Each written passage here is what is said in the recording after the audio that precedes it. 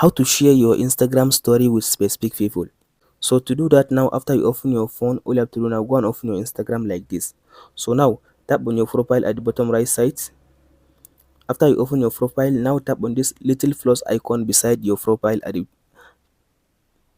after you tap on this as consider plus icon, now it will take you to your phone, now where it will now allow you now to select your story that you want to add. So now I'll just go ahead and choose a story.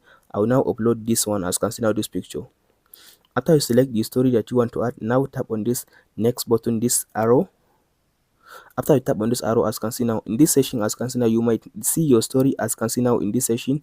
So choose this close friend, as can see now, select this close friend. After you select this close friend, so now tap on this arrow beside the close friends. So now as can see now, it will allow you now to select the people that you want to share your story with them. So now all you have to do now, go and search for the people that you want to share your story with them. So now I'll just select these people.